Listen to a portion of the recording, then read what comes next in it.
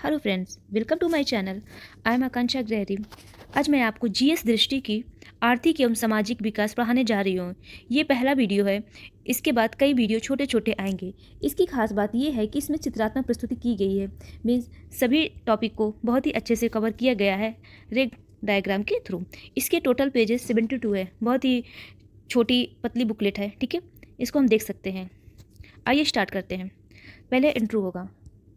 आर्थिक एवं सामाजिक विकास हम लोग देखेंगे। आर्थिक एवं सामाजिक विकास, इसके विविध आयाम क्या क्या है। भाग ए या पार्ट ए, इसमें भाग ए में क्या आर्थिक विकास के बारे में, भाग बी सामाजिक विकास, भाग सी वैदेशिक क्षेत्र, भाग डी जनसांख्यिकी, ठीक है। आर्थिक विकास इसका क्या है परिचय देखते हैं। इंट्रोडक्शन। आर्थिक विकास आर्थिक आवश्यकताओं, वस्तुओं ए तथा संस्थाओं आदि में गुणात्मक परिवर्तन से संबंधित है। यह संरचनात्मक परिवर्तन एवं प्रौद्योगिकी आदि में वृद्धि करने वाले तत्वों को निर्धारित करता है। अर्थव्यवस्था, इसका सामान्य परिचय देखते हैं हम। अर्थव्यवस्था की अवधारणा। अर्थव्यवस्था अर्थशास्त्र का एक व्यवहारिक पक्ष है जो किसी देश या क्षेत्र विशेष में होने वाले आर्थिक गतिविधियों की प्रकृति एवं स्तर को दर्शाता है। इसमें सभी क्षेत्रों द्वारा वस्तुओं एवं सेवाओं को उत्पादन, उपभोग तथा रोजगार आदि को सम्मिलित किया गया है। किसको सम्मिलित किया गया है? वस्तुएं एवं सेवाओं को उत्पादन, उपभोग तथा रोजगार आदि को इंक्लूड किया गया है, ठीक है। अर्थव्यवस्था का वर्गीकरण हम लोग देखेंगे। इसकी वर्गीकरण देखिए। नियंत्रण के आधार पर, विकास के आधार पर वर्गीकरण, वैश्विक संबंधों के आधार पर वर्गीकरण। अब हम लोग देखेंगे नियंत्रण के आधार पर कौन कौन से होते हैं। पूंजीवादी अर्थव्यवस्था, समाजवादी अर्थव्यवस्था और मिश्रित अर्थव्यवस्था। क्या आपको पता है इंडिया में कौन सी अर्थव्यवस्था पाई जाती है? ओके, मैं बताती हूँ। इंडिया में हम लोग कौन सी अपनाते हैं? मिश्रित अर्थव्यवस्था, ठीक है। अभी हम सब लोग इसके बारे में एक एक जानेंगे क्या होती है पूंजीवादी अर्थव्यवस्था, समाजवादी अर्थव्यवस्था और मिश्रित अर्थव्यवस्था। अब विकास के आधार पर हम लोग देखते हैं क्या होते हैं। अविकसित तथा अल्पविकसित अर्थव्यवस्था, विकासशील अर्थव्यवस्था और विकसित अर्थव्यवस्था। सामाजिक संबंधों के आधार पर खुली अर्थव्यवस्था और बंद अर्थव्यवस्था, ठीक है। अब हम लोग देख लेते हैं पहला टॉपिक हम लोगों ने क्या पढ़ा था, नियंत्रण के आधार पर। तो नियंत्रण के आधार पर अर्थव्यवस्था का वर्गीकरण पूंजीवादी, समाजवादी और मिश्रित। पूंजीवादी क्या होता है? लाभ एवं बाजार प्रणाली पर आधारित होती है, मतलब मांग एवं पूर्ति पर आधारित होती है। संसाधनों पर किसका नियंत्रण होता है? निजी क्षेत्र का नियंत्रण होता है, ठीक है। वही समाजवादी अर्थव्यवस्था क्या होती है? ये जन कल्याण पर आधारित होती है। इस पर संसाधनों पर सार्वजनिक क्षेत्र मतलब राज्य का नियंत्रण होता है। वही मिश्रित अर्थव्यवस्था पर इन दोनों का ही मिला जुला रूप है, मतलब पूंजीवादी और समाजवादी का मिला जुला ही रूप किसका क्या कहलाता है? मिश्रित अर्थव्यवस्था। लाभ एवं बाजार प्रणाली और जनसंख्या पर आधारित ही होती है, ठीक है। दोनों पर, लाभ पर भी होती है और जन कल्याण पर भी आधारित होती है। संसाधनों पर निजी और सार्वजनिक क्षेत्र पर दोनों का नियंत्रण होता है, निजी क्षेत्र का भी और सार्वजनिक क्षेत्र का भी, ठीक है। ओके, अब हम लोग देखेंगे विकास के आधार पर अर्थव्यवस्था का वर्गीकरण। अविकसित तथा अल्पविकसित अर्थव्यवस्था। अविकसित शब्द का प्रयोग उस अर्थव्यवस्था के लिए किया जाता है जहां विकास की आशाएं धूमिल हो, जबकि अल्पविकसित शब्द का प्रयोग उस अर्थव्यवस्था के लिए किया जाता है जहां विकास की पर्याप्त संभावना हो। अर्थात हम लोग देखेंगे अविकसित अर्थव्यवस्था वह है जहां विकास की क्षमता ना हो। समझ में आया? अविकसित अर्थव्यवस्था क्या है? जहां विकास की क्षमता ना हो। तथा अल्पविकसित अर्थव्यवस्था वह है जो उचित रूप से विकसित हो, ठीक है। विकासशील अर्थव्यवस्था। विकासशील अर्थव्यवस्था में मौद्रिक, प्रौद्योगिकी एवं गैर आर्थिक सीमाओं के कारण विकसित क्षेत्रों की तुलना में आय, उपभोग, बचत तथा पूंजी निर्माण का स्तर अपेक्षाकृत निम्न होता है। वही विकसित अर्थव्यवस्था में क्या क्या होता है? ऐसी अर्थव्यवस्था जहां उत्पादन के तीनों क्षेत्रों प्राकृतिक, मानवीय तथा मौलिक संसाधन पर प्रचुर मात्रा उपलब्ध होते हैं एवं उनका अनुकूलतम एवं समुचित उपयोग तथा दोहन हो रहा होता है, विकसित अर्थव्यवस्था कहलाती है, ठीक है। ओके, वैश्विक संबंधों के आधार पर अर्थव्यवस्था का वर्गीकरण हम लोग देखेंगे। खुली अर्थव्यवस्था। खुली अर्थव्यवस्था क्या होती है? ऐसी अर्थव्यवस्था जिसका दुनिया की अन्य अर्थव्यवस्थाओं के साथ उचित आर्थिक संबंध हो, ठीक है। मतलब वहाँ से भी माल आ जाए और जा सके, इम्पोर्ट और एक्सपोर्ट, ठीक है। उत्पादन, उपभोग तथा पूंजी निर्माण बाहर लेन देन से प्रभावित हो। आयात एवं निर्यात पर न्यूनतम प्रतिबंध हो, जो भी बताया मैंने कि आयात भी हो और निर्यात भी हो, ठीक है। उस पर ज़्यादा प्रतिबंध ना हो। आधुनिक विश्व की लगभग सभी अर्थव्यवस्थाएं खुली अर्थव्यवस्थाएं हैं, ठीक है।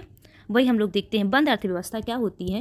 ये देखिए, वह अर्थव्यवस्था जो बाह्य अर्थव्यवस्थाओं से किसी भी प्रकार का आर्थिक संबंध नहीं रखती है, ठीक है, तथा आयात निर्यात की गतिविधियां शून्य होती हैं, बंद अर्थव्यवस्था कहलाती है। मतलब ना तो वहाँ पे आयात होता है और ना वहाँ पे निर्यात होता है, ठीक है। आप समझ गए। इसका एग्जाम्पल क्या है? उत्तर कोरिया आदि, ठीक है। नॉर्थ कोरिया सुना होगा आपने। भारतीय अर्थव्यवस्था। भारतीय अर्थव्यवस्था एक विकासशील अर्थव्यवस्था है जो नॉमिनल जीडीपी के संदर्भ में विश्व की 5वीं बड़ी अर्थव्यवस्था है ये हम किसके आधार पर बता रहे हैं, जो रिपोर्ट आई है सितंबर 2022 WEF के अनुसार तथा क्रय शक्ति क्षमता PP के संदर्भ में विश्व की तीसरी बड़ी अर्थव्यवस्था है। किसके संदर्भ पे, PP के आधार पर, क्रय शक्ति क्षमता के आधार पर विश्व की तीसरी बड़ी अर्थव्यवस्था है और WEF के अनुसार विश्व की 5वीं अर्थव्यवस्था है। ठीक है, ओके। स्वतंत्रता के पश्चात 1947 से 1989 के बीच में हम लोग देखते हैं क्या है। मिश्रित अर्थव्यवस्था हमने बताया था, कल्याणकारी समाजवाद और पंचवर्षीय योजना इसमें लाई गई थी, सीमित विदेशी व्यापार। ठीक है, ओके। वर्ष 1991 की नई आर्थिक नीति हमारी क्या है, इसमें हमारे यहाँ क्या कौन सी है, हम लोग बताया है कि मिश्रित अर्थव्यवस्था। इसमें एक रिफॉर्म्स आया था, LPG, क्या बोलते हैं इसको, LPG। L मतलब लिबरलाइजेशन, P मतलब प्राइवेटाइजेशन, G मतलब ग्लोबलाइजेशन, मतलब L से उदारीकरण, P निजीकरण, G वैश्वीकरण। ठीक है, ओके। अर्थव्यवस्था के क्षेत्र, आर्थिक गतिविधियों के आधार पर अर्थव्यवस्था को 3 क्षेत्रों में बांटा गया है। कौन कौन से, प्राथमिक, द्वितीयक और तृतीयक, जिन्हें अर्थव्यवस्था के क्षेत्र कहा जाता है। अर्थव्यवस्था के क्षेत्र की 3 श्रेणियां हैं, ये आप देख सकते हैं। प्राथमिक क्षेत्र किससे रिलेटेड है, कृषि एवं संबंध क्षेत्र। द्वितीयक क्षेत्र औद्योगिक क्षेत्र, तृतीयक क्षेत्र सेवा क्षेत्र, मतलब सर्विस सेक्टर में। ठीक है, ये देखिए प्राथमिक क्षेत्र के अंतर्गत क्या क्या आता है, ये क्वेश्चन पूछ लेता है, क्या क्या आता है, कृषि हो गया, वानिकी हो गया, मत्स्यायन हो गया, खनन हो गया आदि। वही हमारा द्वितीय क्षेत्र मतलब इंडस्ट्रियल एरिया के अंतर्गत क्या क्या आता है, निर्माण क्षेत्र, विनिर्माण क्षेत्र, गैस, विद्युत, जलापूर्ति आदि। और तृतीय क्षेत्र सर्विस सेक्टर के अंदर क्या क्या आते हैं, व्यापार हो गया, परिवहन एवं संचार हो गया, बैंकिंग हो गया, सीमा हो गया, भंडारण हो गया, सामुदायिक सेवाएँ आदि। ठीक है, अब हम लोग देखेंगे राष्ट्रीय आय, नेशनल इनकम। नेशनल इनकम क्या होती है, किसी अर्थव्यवस्था में देश के नागरिक द्वारा एक वित्तीय वर्ष में उत्पादित, याद रखिएगा, एक वित्तीय वर्ष में उत्पादित समस्त अंतिम वस्तुओं एवं सेवाओं का मौद्रिक मूल्य है। समझ में आया, समस्त अंतिम वस्तुओं एवं सेवाओं का मौद्रिक मूल्य ही है। ठीक है, राष्ट्रीय आय मतलब क्या होता है, बाजार मूल्य पर सकल घरेलू उत्पाद GDP माइनस मूल्य ह्रास माइनस निवल अप्रत्यक्ष कर प्लस विदेशों से निवल कारक आय। ये बहुत ही इंपॉर्टेंट है, क्वेश्चन पूछ लेता है। राष्ट्रीय आय, इसके प्रकार हम लोग क्या क्या है, इसके प्रकार क्या है, सकल घरेलू उत्पाद GDP, सकल राष्ट्रीय उत्पाद GNP, शुद्ध राष्ट्रीय उत्पाद NNP, प्रति व्यक्ति आय पर कैपिटा इनकम PCI। ठीक है, गणना विधि, उत्पाद विधि, आय विधि और व्यय विधि। ठीक है, अब हम लोग देखेंगे राष्ट्रीय आय लेखांकन में राष्ट्रीय आय संबंधी समुच्चय, देशी व राष्ट्रीय, सकल एवं निवल, कारक लागत और बाजार कीमत पर आधारित या बाजार कारक लागत और बाजार कीमत पर आकलित। ठीक है, चलिए सकल घरेलू उत्पाद GDP, ये देखिए ये भी इंपॉर्टेंट पूछ लेता है एग्जाम में, इसको याद रखिएगा। किसी देश की भौगोलिक सीमा के अंदर एक वित्तीय वर्ष में उत्पादित समस्त अंतिम वस्तुओं, याद रखिएगा, अंतिम वस्तुओं में सेवाओं का कुल मौद्रिक मूल्य। ठीक है, वही राष्ट्रीय सकल उत्पाद क्या है, GNP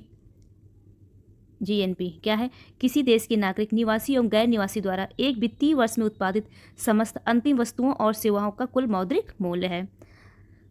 ग्रॉस नेशनल प्रोडक्ट मतलब सकल राष्ट्रीय उत्पाद क्या है, सकल घरेलू उत्पाद प्लस देशवासियों द्वारा विदेशों में अर्जित आय माइनस विदेशियों द्वारा देश में अर्जित आय। शुद्ध घरेलू उत्पाद नेट डोमेस्टिक प्रोडक्ट क्या है, बाजार कीमत पर शुद्ध घरेलू उत्पाद NDP बराबर क्या है, बाजार कीमत पर सकल घरेलू उत्पाद GDP माइनस मूल्य ह्रास, मतलब NDP इक्वल टू क्या है, हम लोग क्या करते हैं GDP और जो इसमें हमारा क्या हुआ मूल्य ह्रास, मतलब डिप्रिसिएशन को हम माइनस कर देते हैं। ठीक है, वही हमारा NDP निकल आता है। ओके, साधन लागत पर शुद्ध घरेलू उत्पाद क्या है, बाजार कीमत पर शुद्ध घरेलू उत्पाद माइनस निवल अप्रत्यक्ष कर। ठीक, वही NNP हमारा क्या है, NNP हमारा क्या है, इसमें बाजार कीमत पर शुद्ध राष्ट्रीय उत्पाद, बाजार कीमत पर सकल राष्ट्रीय उत्पाद माइनस मूल्य ह्रास। ठीक है, अब देखिए साधन लागत पर शुद्ध राष्ट्रीय उत्पाद बराबर बाजार कीमत पर शुद्ध राष्ट्रीय उत्पाद माइनस निवल अप्रत्यक्ष कर। निवल अप्रत्यक्ष कर क्या होते हैं, अप्रत्यक्ष कर माइनस सरकारी सहायता, जो हम लोग सब्सिडी ले रहते होते हैं, गैस है और भी चीज़ों में, हर चीज़ अब तो हर चीज़ मिलने लगी है। साधन लागत पर शुद्ध राष्ट्रीय उत्पाद क्या है, NNP FC ही राष्ट्रीय आय NI कहलाता है। भारत के राष्ट्रीय आय की गणना का ऐतिहासिक परिप्रेक्ष्य क्या है? भारत में राष्ट्रीय आय का अनुमान सबसे पहले किसने लगाया था? दादा भाई नौरोजी। किस वर्ष में? 1868 में, 1868 में। इन्होंने अपनी पुस्तक poverty and un British rule of in India में लगाया गया था। ये इंपॉर्टेंट क्वेश्चन कई बार पूछा गया है, इसको ध्यान में रखिएगा। वर्ष 1931-32 में VKRV राव ने सबसे पहले वैज्ञानिक आधार पर राष्ट्रीय आय का आकलन किया। ठीक है। आज़ादी के बाद राष्ट्रीय आय का आकलन करने के लिए सर्वप्रथम गठित समिति राष्ट्रीय आय समिति, जो कब बनी थी? 1949। ठीक है, जिसकी अध्यक्षता PC महालोनिबिस ने की थी। ठीक है, ये पूछा जाता है। राष्ट्रीय प्रतिदर सर्वेक्षण संस्थान NSSO कब स्थापना की गई थी? NSSO की 1950 में। केंद्रीय सांख्यिकी संगठन CSO की स्थापना कब की गई थी? 2 मई 1951 में। अब क्या हुआ था 2019 में? NSSO और प्लस CSO को ऐड करके क्या बना दिया गया है? राष्ट्रीय सांख्यिकी कार्यालय NSO। ठीक है, ये याद अब रखिएगा। ठीक है, ओके। आर्थिक समीक्षा 2021 और 22 के अनुसार वर्ष 2019 और 22 के संदर्भ 2019 और 20 के संदर्भ में सबसे अधिक प्रति व्यक्ति आय वाला राज्य कौन सा? गोवा। ये डाटा कौन सी समीक्षा के आधार पर है? 21 और 22 के अनुसार। ठीक है, ओके। राष्ट्रीय आय, इसकी गणना हम लोग बताया था मैंने। गणना विधि क्या क्या है? उत्पाद विधि, आय विधि और व्यय विधि। उत्पाद विधि क्या है? उत्पाद विधि में निम्नलिखित 3 क्षेत्रों को सम्मिलित किया गया: प्राथमिक, द्वितीयक, तृतीयक। अभी हम लोगों ने बताया था प्राथमिक में क्या आते हैं, द्वितीयक में क्या आते हैं, तृतीयक में क्या आते हैं। एक वित्तीय वर्ष में उत्पादित वस्तुओं और सेवाओं के मूल्य की गणना की जाती है। इसमें क्या होता है? एक वित्तीय वर्ष में उत्पादित वस्तुओं एवं सेवाओं के मूल्य की गणना की जाती है। आय विधि, जब व्यक्तियों के आय के आधार पर राष्ट्रीय आय की गणना की जाती है तो उस विधि को आय विधि कहते हैं। नोट देखते हैं। आय विधि से राष्ट्रीय आय की गणना करते समय हस्तांतरित आय मतलब पेंशन, बेरोजगारी भत्ता इत्यादि तथा गैर कानूनी कार्यों को प्राप्त आय को राष्ट्रीय आय में शामिल नहीं करते हैं। पूछ लेता है राष्ट्रीय आय में शामिल क्या क्या नहीं करते हैं? जो हमें पेंशन हो गया, बेरोजगारी भत्ता हो गया, ठीक है, और गैर कानूनी कार्यों से जो हमें मिलती है इनकम, उसको हम राष्ट्रीय आय में इंक्लूड नहीं करते हैं। व्यय विधि क्या है? व्यक्ति अपनी आय को वस्तुओं तथा सेवाओं पर व्यय करता है, इसलिए राष्ट्रीय आय की गणना लोगों के व्यय को जोड़कर की जाती है। नोट, व्यय विधि में शेयरों एवं बांडों पर किया गया व्यय शामिल नहीं किया जाता है। क्या क्या नहीं शामिल किया जाता है? व्यय विधि में शेयरों तथा बांडों पर किया गया व्यय शामिल नहीं किया जाता है। ठीक है, ओके फ्रेंड्स, आज के लिए इतनी है। अब हम लोग नेक्स्ट डे कंटिन्यू करते हैं। ठीक है, अगर आप मेरे चैनल पर नए हैं तो मेरे चैनल को लाइक करिए, सब्सक्राइब करिए और शेयर करिए। ठीक है, थैंक यू।